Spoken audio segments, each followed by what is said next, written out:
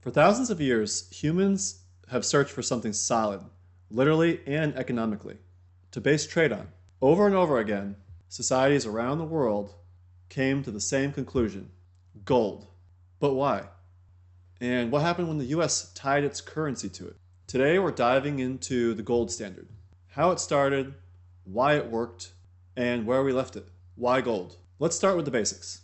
Gold wasn't chosen by governments to create. It was chosen by markets. It's scarce, durable, divisible, portable, recognizable, and most importantly, it doesn't corrode. It's virtually indestructible.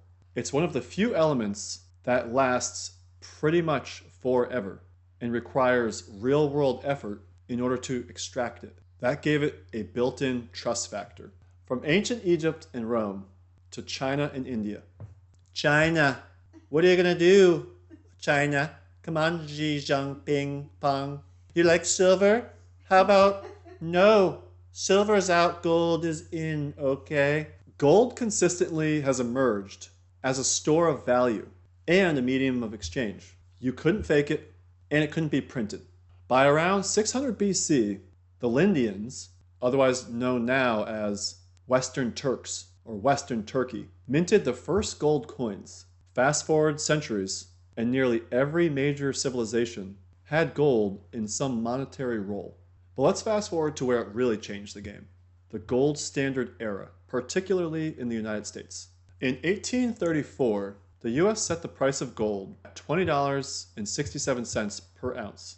That meant at the time every dollar was backed by real gold.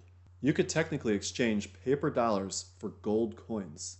Yes, that sounds hard to believe. But the true gold standard began with the Gold Standard Act of 1900, which made gold the only metal redeemable for paper currency.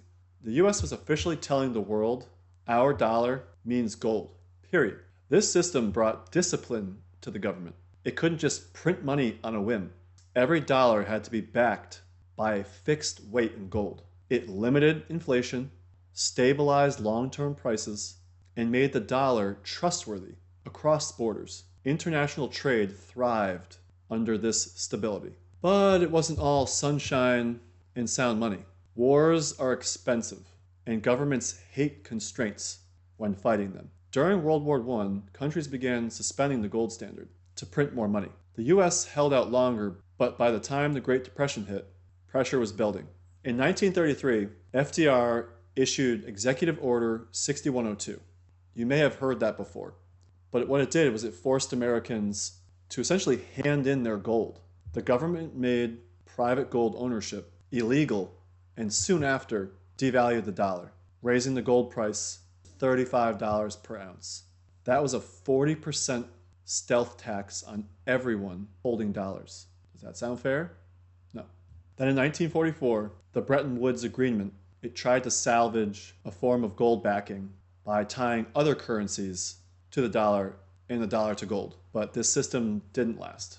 By the 1960s, America was printing more dollars than it had in gold. Foreign countries, seeing the writing on the wall, started demanding gold in exchange for dollars. So on August 15th, 1971, President Richard Nixon closed that window for good. He ended the dollar convertibility into gold, effectively ending the gold standard once and for all. It was supposed to be temporary. It never was. Like the great Milton Friedman said, nothing is more permanent than a temporary government program. From that moment on, we entered the area of fiat money, money backed by nothing but the trust in government. Now, some would argue that the fiat standard gave governments more flexibility to fight recessions and fund programs, which is true. But that flexibility also led to massive inflation, currency debasement, and unsustainable debt levels.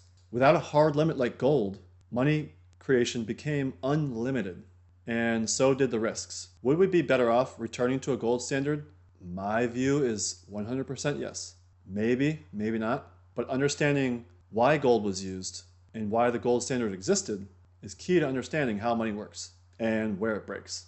Thanks for watching Bear Economics. If you found this video helpful, please subscribe, hit the like button, drop a comment, and I'll see you in the next video. Thanks.